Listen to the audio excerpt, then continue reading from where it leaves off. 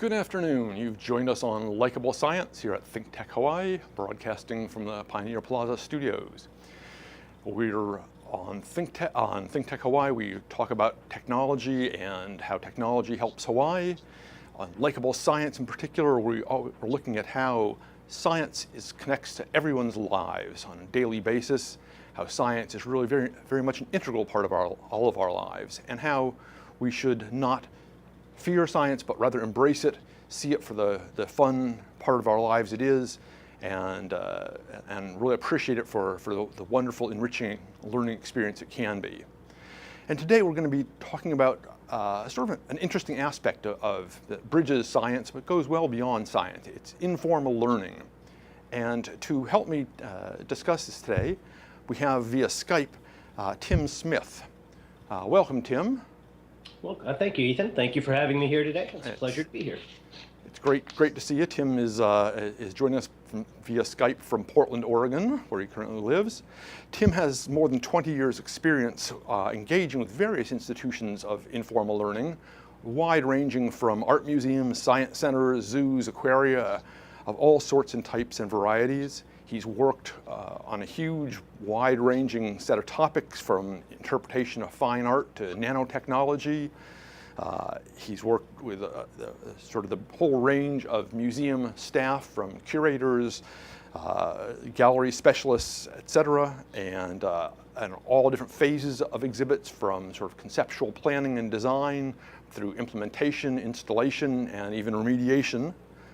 And Tim's thrust on exhibit design is to really do a very content-rich engagement of visitors and help visitors really engage on intellectual, sort of physical, emotional levels with the environment around them and learn from it in every possible way.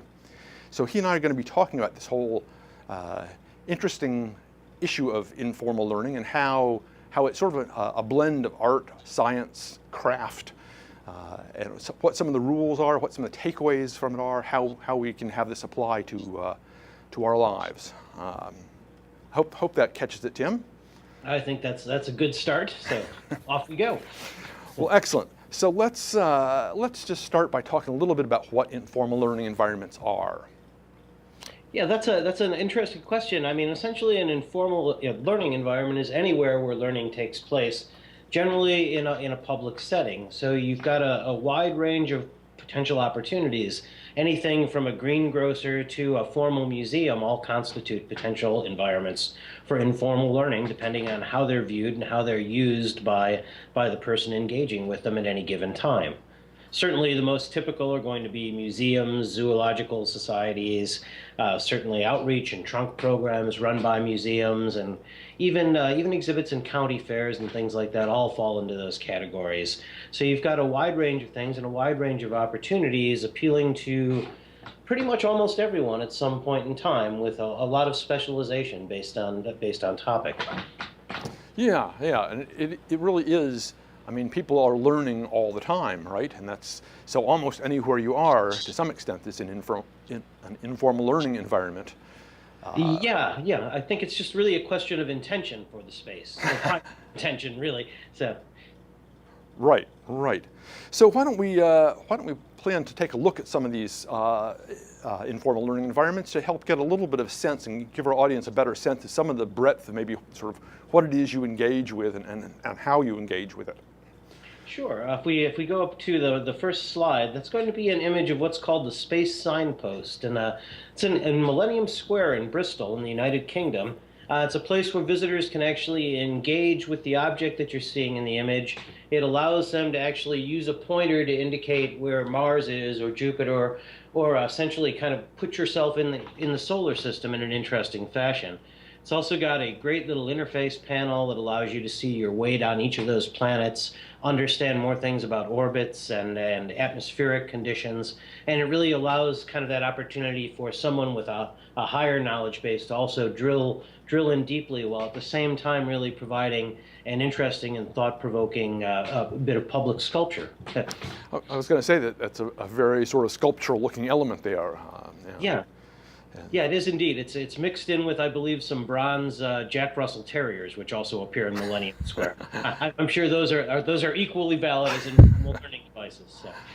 Interesting. And so that sign at the top pivots and swirls depending upon what planet you've chosen. Pretty much, yeah, yes, that's it. So it's actually physically pointing to where that object is in space. Huh. So you can also choose terrestrial locations as well. Okay. So you've got the opportunity to select Paris and see which direction that happens to be in. So it's really quite an interesting device. It's put together by a group called Future Labs out of the UK that do a lot of work in researching how people react in informal learning environments, and also do a lot of design work for projects like this. Right, because this is very interesting in the sense it's in this outdoor square and not really in the context of a museum or science center per se. Yeah, it's true, and even unlike Trafalgar Square in London, where you're seeing a cluster of museums, this is more of a straightforward public space, less associated with specific cultural institutions and more just a general gathering place for the public. So that makes it a really interesting site for installation as well. Excellent, excellent. So, in contrast, we could look at the next. Yeah, you're looking at a place called what's called the Brazos River Journey exhibit, and it's an exhibit I designed. It's in Lubbock, Texas, and essentially takes visitors on a virtual journey down the Brazos from its source in the Canyonlands all the way to the Gulf of Mexico. And one of the reasons that's also included is that particular exhibit contains over 100 species of fish and mammals and reptiles as well. So it's actually one of the largest aquariums in the state of Texas. So it's kind of an interesting construct in terms of using geography to set a path through an exhibit, but it's also an interesting informal learning space, as a lot of it is about directly observing animal behavior without additional instruction or necessarily explanation from any other sources. So. Yeah, right, because again, animals are typically very intriguing to visitors. If they can watch them actually doing the things that animals do, right? Yeah, exactly. And I think I have a long-standing theory that there's nothing people like to see more than anything that can kill you. So people are immediately drawn to any tank involving sharks, scorpions, or venomous snakes. Exactly. Very important theory of interpretation there. Danger is important. It is. It gets your sort of adrenaline flowing, Exactly. And hopefully you won't be that close to a rattlesnake normally, so you've got the opportunity to observe something from a safe distance. Right. So a rather different kind of environment is I think we see in the next picture, right? Yeah, the third image you've got there is actually the Skymobile. It's an exhibit developed for the Los Angeles County Museum of Natural History, generously funded by the Gluck Foundation. And we talk about anywhere being an opportunity for an informal learning experience. This is a place where the informal learning experience is coming to you. This is actually inside a 40-foot tractor trailer. So this is actually taken around to the school systems. The image you see is the surface of Mars, constructed from recycled tires and other components to make it feel a bit squishy underfoot. And the visitors actually receive reports in from the field that will engage them directly in geology experiments that kind of take them through a search for water on the surface of Mars. Oh, very intriguing. Very different here. So we've seen outside, we've seen a sort of standard inside building one, although enriched with animals. Now you're showing us a vehicle, basically. Yes. Also very interesting from a construction standpoint, where you end up building the interior a bit like an insect skin, so that the trailer has room to flex as it moves over curbs and things like that without breaking apart. Also important. So. Yes, indeed. Great. So what's next here in the lineup? The third exhibit is an example of kind of how much you can get into a very, very small space and what you can do with that space relative to other public spaces. So you're looking at an installation in Bidwell Park, which is in Chico Creek, California. Bidwell Park is actually been used for quite a few films, but it's also a absolutely lovely canyon landscape, a really wonderful place to roam around. The actual exhibits you see there are all set up on casters, and all the AV components and every element within that space can be cleared in less than 15 minutes to use the space for public meetings and other purposes. Chico is not a massive town, so it kind of needs to core a lot of its cultural experience and civic buildings to do multiple duties, and that's a good example of how you can do that, and also how you can use a space dedicated to more formal aspects of interpretation and informal learning to kind of inform a visitor's interaction with an outdoor landscape. Huh, yes, indeed, and I can see the value of that. So it suggests a whole other facet to this design of informal learning environments, and sort of this very practical need to deal with and cope with the space that you're actually putting this environment into. Yeah, and it's very closely tied to the landscape in the sense that each of the primary graphic panels actually contains a small map of the park. So the images you're seeing, and when we're talking about cultural aspects, like the Native American tribe, the Chumash, for instance, that held that land for so many years, you're actually seeing where those spots are in the park at the same time. So in doing those exhibits, we're looking at a direct connection between the landscape that you are about to experience or have experienced and what you're seeing in that room. Great, it's fascinating. So this next image, I was sort of puzzled by when you sent this one to me, I confess. Okay. Well, it's actually a program for the Los Angeles County Museum of Art, and it was a backpack program where students came in and used orienteering skills and a series of postcards with directions to find specific paintings and objects from the permanent collection. And the objects in their backpack allowed them to interpret those particular things that they were seeing. So they had things, for instance, like a small maquette of a couple of trees and a structure that they could use to determine light sources in paintings. They were able to overlay perspective grids to better understand how drawings and paintings are constructed, and actually even use the booklets they had to replace skies in different paintings and look at how different painters dealt with things stylistically and compare and contrast those.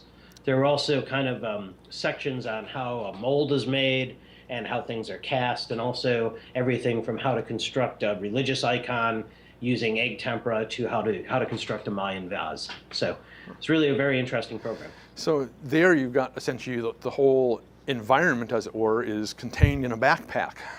Yeah, exactly, or all your interpretation. It was a real break, I think, from kind of the idea of just simply putting labels on a wall, and also had to be very carefully thought out. So even little elements like the use of spotting scopes, for instance, to view details in paintings were selected so that younger visitors would be able to both get close-ups on the texture and the detail in a painting without coming so close that it actually endangered the artwork in any way. So, really interesting program to be involved with. Oh, all right. Well, this is quite the array of things, and the next photo you shared with us here is certainly looks like a more traditional museum in a sense. Yeah, it is indeed. It's the music area of the Lubbock Children's Museum, actually. So a lot of those instruments that you see were actually designed by me. So there are some interesting things in there. You're looking at something called a tub thumper that was actually a device designed to kind of show how string tension impacted pitch, basically. So that was one of the things that was included in there. We also had drum machines, found object percussion, and all sorts of things, step-on musical stones and items like that. Unfortunately, I was never able to finish the construction of the theremin forest. That was my pet idea for that project. I just couldn't get anyone to really go for that. So. But it's also an example of a space with absolutely no text or other instruction. This is a space built for younger visitors that are non-readers, and it is purely exploratory in nature. The only instruction that exists are occasional moments where we take a minute to kind of instruct parents and minders on how they might use the space best. And that's it in terms of actual, science content. So it also includes an air and water experiment area, a physics forest, and a lot of things that are really based on action and observation more than formal text. Well, again, this is a whole other dimension of an informal learning environment than is how much sort of formal reading is involved, and it can go down to zero as you show here. Yeah, and that's exactly where we're at. Yet it functions very well in terms of how people choose to interface with it, because they're familiar enough with instruments that there is no particular learning curve in terms of how to use something. So that's a great place to kind of be coming from in terms of the visitor encountering objects and interacting with them. Mm-hmm. Okay, and then we finally get to... You are looking at a fairly standard bit of interpretation. It's a bit of exterior signage. It stands in Fort Columbia, which is on the Washington side of the Columbia River. Would have been one of the coastal defense forts that the US government began constructing just after the American Civil War. And what you're seeing is insight interpretation that kind of begins to explain what went on within those forts in the time period that they were actually occupied and functioning, which pretty much ran all the way up until after the Second World War. It's also an interesting place to be because one of the key things you're seeing as you move through there is an overlay of things from different points in history in terms of structures, and also technology for the weaponry, technology for sighting and planning things. It's all really quite interesting. And it also provided some challenge in that although the buildings are perhaps not in the greatest of condition, they are historic structures. And as a result, you're kind of bound to do nothing intrusive to those structures and ensure that they maintain their architectural and structural integrity. So some of the interesting things that went on there is we actually oftentimes chose to use existing holes that had been used to mount previous things in the past and actually printed oversized blueprints of the objects that would have been mounted there, and using the existing holes that were there that they had been mounted to, mounted those blueprints instead so visitors could see how those rooms might have appeared, what was in them, and how the tools that were available would have functioned at the time. Oh, okay. Wow, that's pretty deep there. Yeah, actually it is. I get a little carried away sometimes. The last slide is the Gig Harbor Historical Museum. So this is known as the Harbor History Museum in Gig Harbor, Washington. It's interesting for a number of reasons. It looks very traditional as a museum, but one of the things that it's really in there for is to point out the key connection between informal learning environments and the community. So looking at this as a place, this is not a place that has artifacts that are of fantastic historical importance, but rather a place where what you're seeing has personal meaning to the community. And as a result, although the exhibits are set in a larger historical context, the primary thing here is connecting those objects to the past of this community in particular, and also to the point of even taking objects and connecting them to buildings and other structures that are still extant on the landscape of Gig Harbor from inside the museum. So once again, kind of working in an exhibit environment to develop a level of knowledge that informs your experience with the immediate outside area as well. That's a great quick tour there. In those 7 or 8 photos there, you've taken us through a really interesting sort of spectrum of informal learning environments here, and shown us that some are very deeply connected with their immediate surrounds. Others can be sort of very standalone. Some are more text rich, some no text at all. Tremendous interesting variance here, and that's begins, I think, to perhaps give our audience some sense about the challenges that you face in trying to design these environments, because they're all very different places with different audiences who come with different sort of preconceptions, different wants, different needs. Mm-hmm. Yeah, and it's really a very interesting place to kind of find yourself, because I view my job as really being the person responsible for interpreting the messages. So looking for the physical ways, the methodology, and the way to shape space to really make those messages more accessible and to get people to engage directly with them is kind of what my job is about.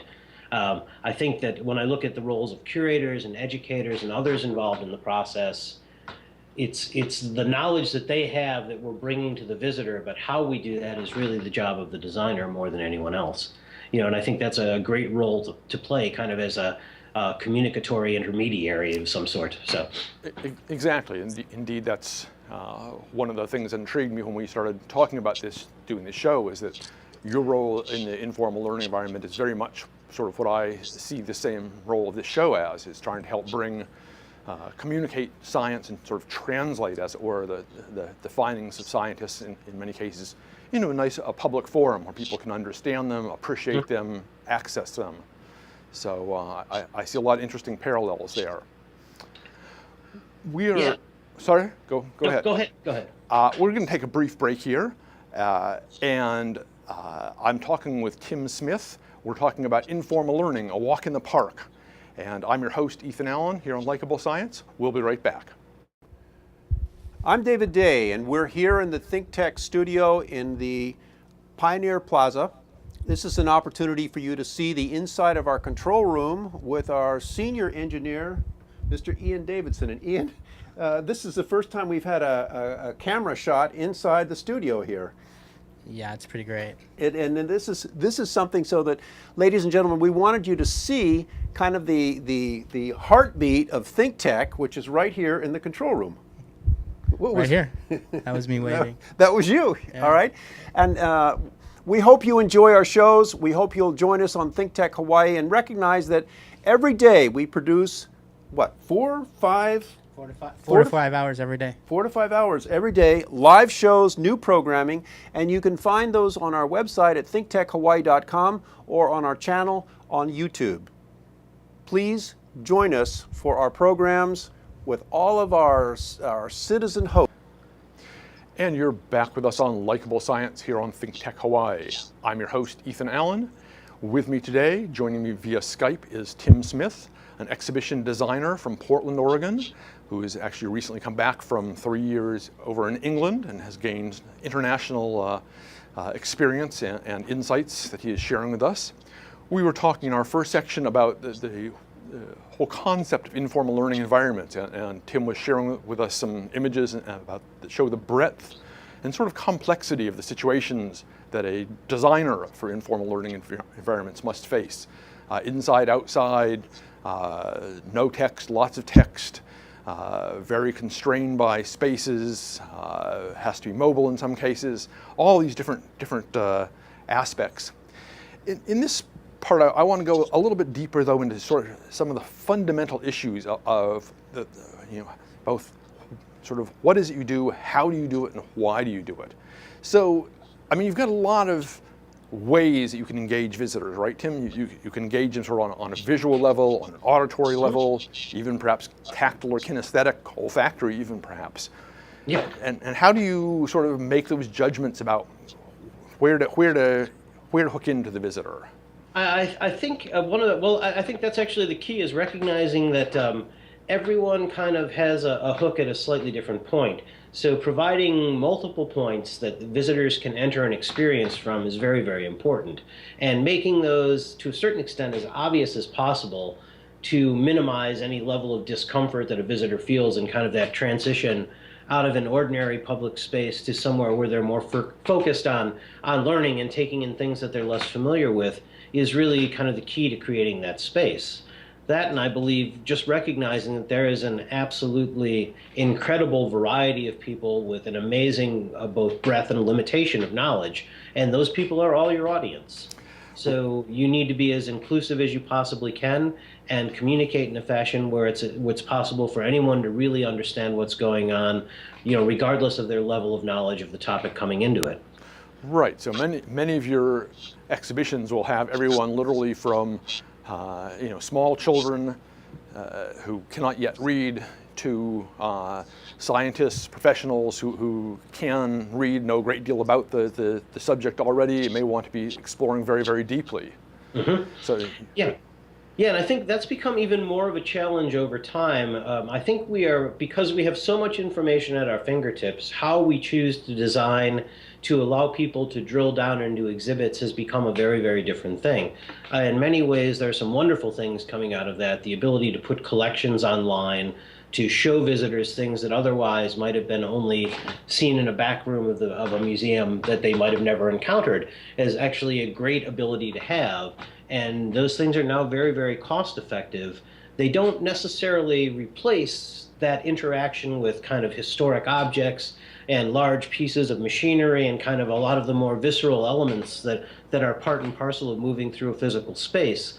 But it does give you an opportunity to kind of slow a visitor down for a bit, increase potential dwell time within an exhibit area, and also to answer unanswered questions that don't come out of how other areas are presented in terms of text, images, and experiences. right, and you can very much then offer many choices on whatever the visitor's particular interest may be, whether it's superficial or aesthetic or very deep and sort of intellectual. You can hopefully address that with some of these new technologies, right? Yeah, and I think it's also a matter of pacing. I think we've all kind of had experiences in museums where after several hours you're simply worn out. It's too much stimulation to a certain extent. Sure.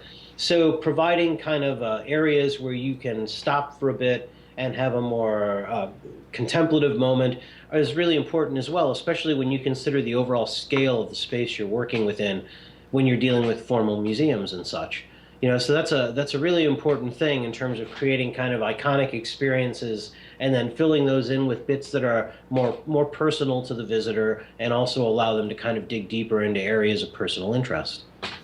Right. There's a whole bunch of factors you have to consider, and trying to balance the needs of, again, this very diverse audience who comes to your space with very diverse sort of interests. That is, some people want to come to learn specific content. Some may be coming there really just to share the experience with friends or to relax and have a good time. Others might really want to get inspired to make changes in their life, depending upon what your exhibit is. You can have all these different sorts of people coming with very different motivations. And again, that's must be a real challenge for you. It is. It's really quite interesting, and it's also interesting to realize that sometimes people aren't there to learn anything at all. Actually, they've come because it's kind of a must-see stop on a tour. I think back to my own experience as a child and being on vacation with my parents, and every year they'd load the three children and themselves into our car, and the five of us would drive across the United States to somewhere or other. And our experiences with museums were kind of undifferentiated. It was like you were there, so this is the place you need to see. So for my family, the difference between going to Washington and saying, "Oh, we have to see the Smithsonian, that's a great museum," was no different to them than going to Custer, South Dakota, and saying, "Oh, we need to see the Flintstone Village because that's an absolutely fabulous place as well." So to a certain extent, it's an experience you have that. Although I think as a designer, I'd like to think it's above perhaps the Flintstone Village or Wall Drug. I recognize that for a lot of people, it's another experience. Hopefully, it's a fulfilling one, and the job of the designer and how we arrange and deliver information plays a big role in whether that is the case or not. Right. This is a sort of a key point: is what do people get out of experiences, and a lot of that depends on a variety of factors that are not immediately obvious. When you and I were working many, many moons ago back at Museum of Science and Industry, as I recall, they had just done a study with school groups in the museum where they found that when they brought school groups in, how much of the desired information the kids took away was turned out to be dependent a lot on sort of how they were oriented at the start, with oddly enough, the most important things being if the kids knew where the restrooms were and where the cafeteria was, rather than having real orientation to the exhibits themselves. Yeah, I think you have to be at a certain comfort level within the space before you can really realistically begin to learn. And I think that's something that's often overlooked, really. And that's why even simple things like placement of benches really make a big difference in the kind of experiences that people have. The ability to sit down when you're tired instead of feeling like you have to slog through 80 more panels and 9 additional interactives before you can get to the other end is really quite important. And those basic creature comforts, food, and knowing where a nearby restroom is are all very, very important in creating that basic level of security and being in that space. And that also gives you the ability to kind of open yourself to knowledge. And that's really sort of what it's all about. So. Right. So you have to sort of pay attention to this wide range of very sort of almost basic human needs, sort of Maslow's hierarchy kind of things. It is indeed. It is indeed. Until everyone's fed, no learning occurs. That's just the way it goes in most families. So. No, I mean it's true, and it's a whole issue these days in schools with large numbers of kids coming to school without. Coming to school hungry, and they're just not going to learn. And more schools are recognizing this and trying to provide food for at least those students who need it, if not all their students even. Breakfast as well as lunch now, things that when we were in elementary school that simply wasn't done. No, we got cartons of milk, I think was as good as it got for me. So. Yes, indeed. Yes, indeed. So trying to do this sort of, how much of this do you get to sort of decide on yourself as a designer versus how much is sort of handed to you as a given by the host institution who's organizing the exhibit?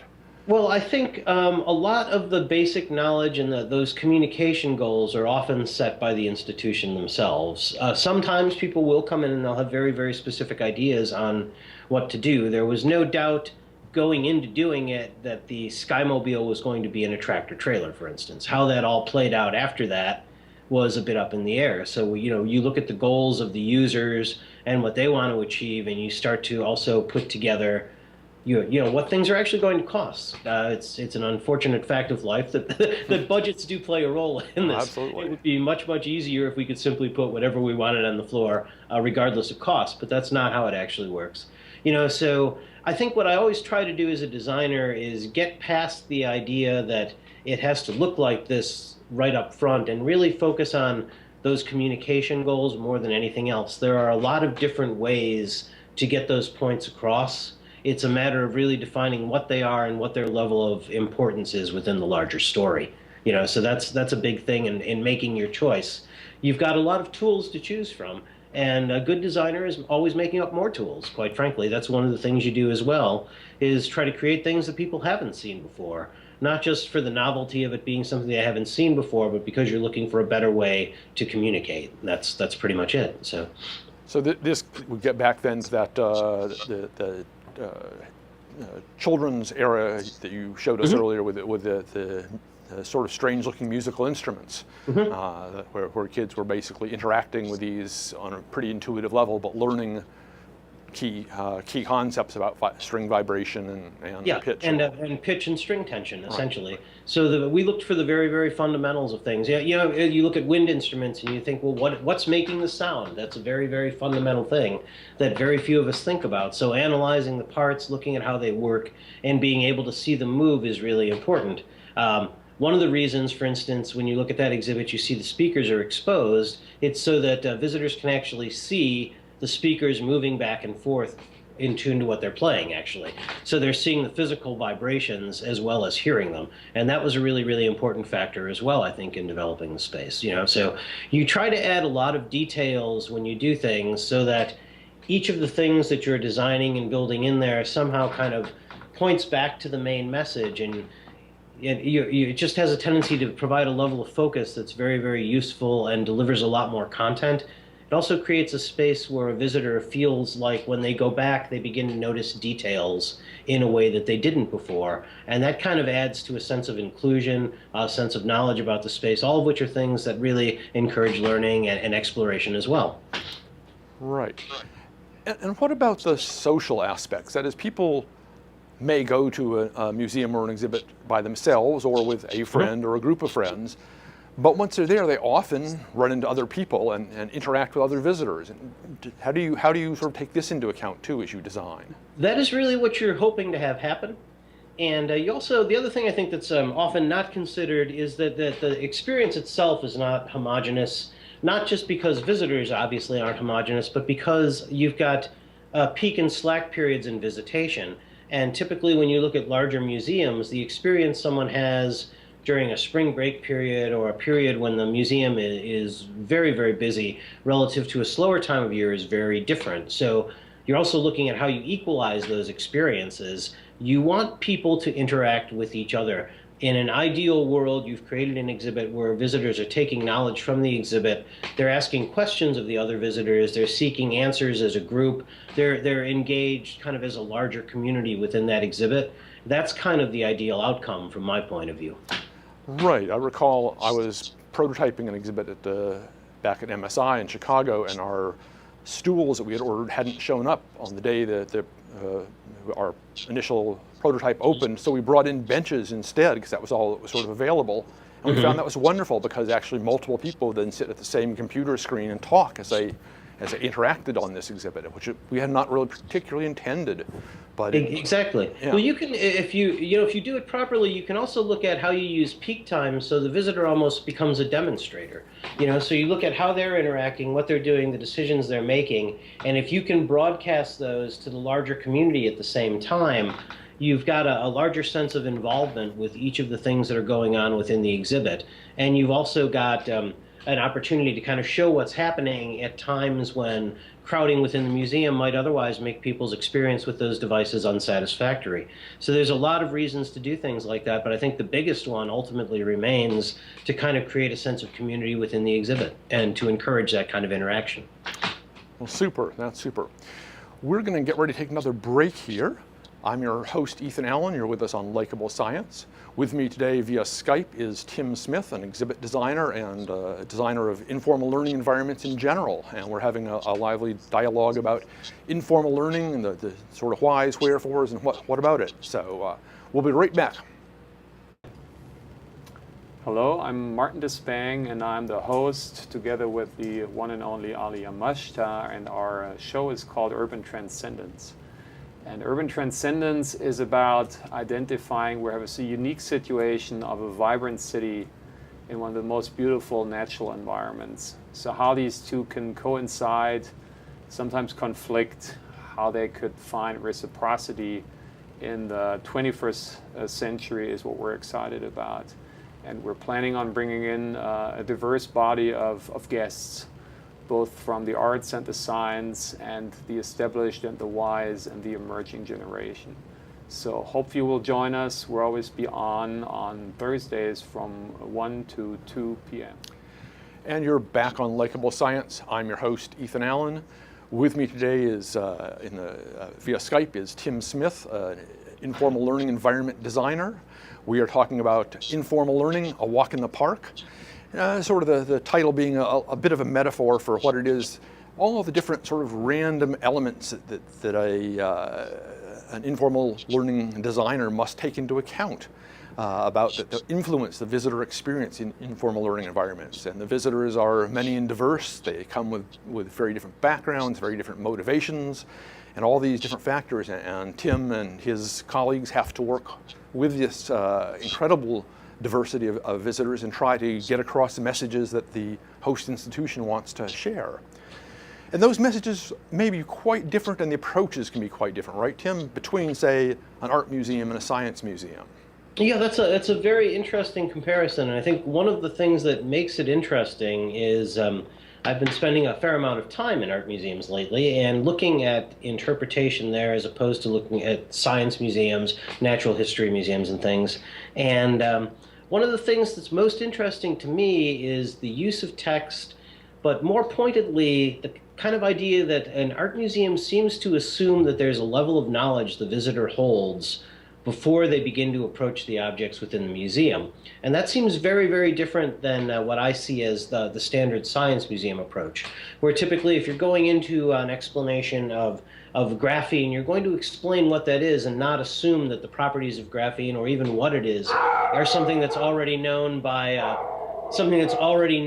the user. That's my dog. Sorry about that. My wife has just arrived home, and my dog is letting me know. So I do apologize for that. And so that's kind of a really interesting difference. And in looking around and reading labels and going through other things that are going on relative to that, it's a really very, very interesting look at the difference to see references to use of colored grounds in painting, references to photogravure, references to dry point and things that really aren't within the vocabulary of the average visitor, yet these are things that are anticipated as being known to the visitor when those labels are actually written. Huh. Yeah, because in many science centers, right, a lot of focus goes into your younger visitor or your naive visitor, and if you're doing an exhibit, say, on the heart or atherosclerosis, you don't assume that people know much about it other than maybe like, oh, gee, yes, we have a heart somewhere in our bodies. Yes, exactly. I wonder where it is. Right. Yeah. But you're very correct. And I think also, though, that there's something about providing that baseline information that's also a cross-check even to a visitor that thinks they know what they're talking about. Right. And it's very nice, especially to see families work within an exhibit and watch how they operate as they move through. And when information is provided properly, you're essentially providing opportunities for them to interact with their children and explain things because you put the information out there in a way in which it's easily accessed by them and easily transmitted to their kids, which is a really, really valuable thing as well. So Yeah. Yeah, so you think art museums maybe need to work a little harder on this end of things about helping visitors who may have no real sense of art, or what art is, or how it's made, or why it's made. Yeah, I think we're seeing a bit of I think you're seeing a bit of catch up that in part comes also from kind of downplaying art programming in schools as well. So in the course of recent budget cuts and such, art programs have been cut out of a lot of school programming, and as a result, even the minimal level of knowledge that people normally would have come to an art museum with, they no longer have going into it. You know, I'd like to think everyone walking through there has had the opportunity to hold a paintbrush, or in the opportunity to at least attempt to make something, and that there's a common experience that binds that all together. But I think the reality of it is that we really probably do need to do a lot more explaining in those kinds of environments.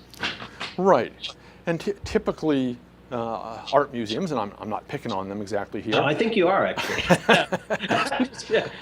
But they are much less interactive on a lot of levels than science centers. You don't typically invite visitors to first thing they walk in and grab a paintbrush and start creating their own painting or modifying an existing painting. No, that's generally frowned upon. That's true. Yeah, but I do see models where you see more of that going on. The Manchester Art Gallery in downtown Manchester does a wonderful job of really interpreting their decorative arts collection. So there's a lot of materials coming out of there, tactile opportunities to touch different textures and things that kind of give you a feel for the things you're seeing that are in cases, obviously, and out of your touch zone. So you've at least got you've got a visceral component that's informing what you're looking at. So that's like a nice first step forward. And in fact, there are areas in that particular space where they are literally setting up still lives and encouraging people just to sit down and draw and have that experience, and kind of develop their own kind of visual language. And I think those are very valuable opportunities as well. So that's great to hear that goes on. And again, places like historic homes probably have somewhat of the same kinds of challenges, right? Yeah. I think that's very true. And I would say, having spent a lot of time, obviously, in England, that we oftentimes do a much better job of that kind of interpretation in America than here. Perhaps because we assume our visitors know less of our history than they do. I would be hard pressed to provide a reason for that off the cuff, but it is interesting to see often how little interpretation takes place in those areas. There are places where the space itself is so incredibly evocative that you probably don't need that. And certainly there's a school of thought that, and one of which I would subscribe to as well, that you want to be as inobtrusive as possible and maintain the experience within the historic environment as much as you possibly can as well. But to use another example, you could go to, for instance, the Anne Frank House in Amsterdam. That's a place that's got a direct story related to it, and although interpretation does exist, especially in the intro area, when you actually get up to the attic, there are very, very few words that are put in that place at all, and the experience is very, very pure and true to what it would have looked like. It assumes a level of knowledge on the part of the visitor that I think, because it's a bit off the beaten path to a certain extent, that they're probably more likely to have, but still it's a very interesting approach to interpretation as well, and very powerful. So let me jump a little bit, if I might, here, and ask you to tell us a little bit about, for instance, one of your favorite informal learning environments that you've ever experienced, and sort of what it was and why you liked it. What was it that made it so compelling to you? Well, I think, yes, it's a really difficult question, I have to say. I'm a sucker for informal learning around history in particular. And, I can point to several things. If I look at the Imperial War Museum North has a very interesting approach to incorporating large screen theater presentation into the main gallery, where literally the main gallery is actually the theater presentation as well. So massive multiple screens, the gallery goes dark for maybe 5 to 7 minutes while these things play. It's part of something called the Big Picture Show. Very, very interesting approach, and very, very large scale. A fascinating place to be in, interesting artifacts, and obviously it's interesting to look at Britain's involvement in the war and such from that particular perspective. contrary to that, I could look at a place. There's a place called, I believe, the Blasket Islands, just off the Dingle Peninsula in Ireland. And there's a visitor center out there that's dedicated to the interpretation of the islands. The islands have probably been abandoned for 70 or 80 years now, and even at their most accessible, they were practically inaccessible. So accessibility was dependent on tides. I doubt that there were ever more than 100 people living on those islands at any point in history. But the visitor center, which looks out on the island, takes kind of letters from some of the last people that lived on those islands, and kind of talks about the experience in a way that is incredibly simple yet amazingly evocative at the same time. So it's kind of a place where you're getting small bits of personal information that are informing a landscape that's right out your window, as opposed to kind of looking at creating a larger landscape in an interior as they're doing within the Imperial War Museum. And it's kind of an interesting juxtaposition of two approaches to exhibits and informal learning. Right. Give us some sense of the spectrum of your interest, I guess. Yes, I suppose that's true as well. But, I mean, I've always loved the Museum of Science and Industry in Chicago, also COSI in Cincinnati. So, there's a lot of great places. The Exploratorium changed kind of how we look at and how we design exhibits. I think that model now looks a lot different from the perspective we're at now than it did when it was initially brought in, but that's kind of a topic for another day, perhaps. Sure. In terms of interaction and how we learn, what we learn, and how kinesthetic activity and other approaches both enhance and sometimes actually detract from kind of those main messaging points. So how do we make all this great knowledge that you have sort of work for us in our daily lives? You clearly understand a great deal about how environments shape people's interactions and what they think, what they take away, what messages they learn. So can we apply any of this to sort of our workspaces, our homes? Yeah. Well, I think if you look at if we go back to an earlier point in the conversation and talking about the ideal situation is seeing visitors working together within a space to pull out information, to solve problems, and communicate with each other to do that. And I think that's exactly the kind of interaction that we're seeking, across a broader civic level, actually. So it's in many ways a very interesting model for how you solve problems, and also how you can come to consensus and use different people's skills to achieve different things. I think more and more we're seeing levels of interaction within museums that are collaborative activities rather than singular activities. So there are a lot of very, very subtle shifts that are happening now that I think will really begin to impact how offices are arranged, how we work, how we interface with each other as well. Excellent. So you think this is sort of in a sense you've been a bit on a wave of the future in some way here.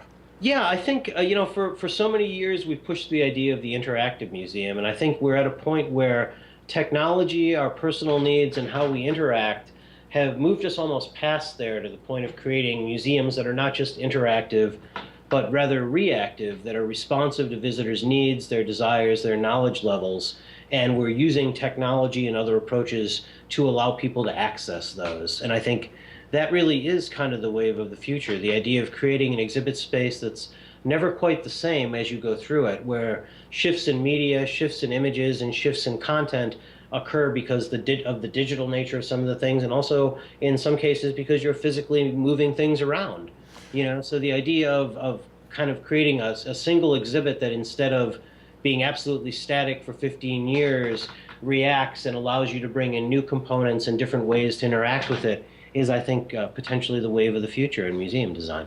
Yeah, excellent. And you said responsive. Yes, you can envision now as with new technologies, exhibits, just as we watch exhibits, the exhibits could also watch the visitors, right? And figure out what it is you're looking at, what it is you're interested in, where you're paying attention, and sort of react to that. Pull in objects from the archives, pull in documents that relate to your interests, that kind of show you may also be. It's kind of an educational take on Amazon's people that bought this item also bought this, So For lack of a better way to explain it, really. But it's a very interesting trend, I think, and something that's very, very positive. So Cool. Well, that's great.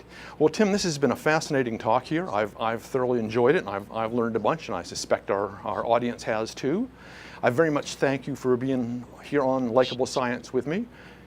We've been talking with Tim Smith, an exhibit and informal learning environment designer with 20 years of experience, and he's been sharing his insights and observations and thoughts with me.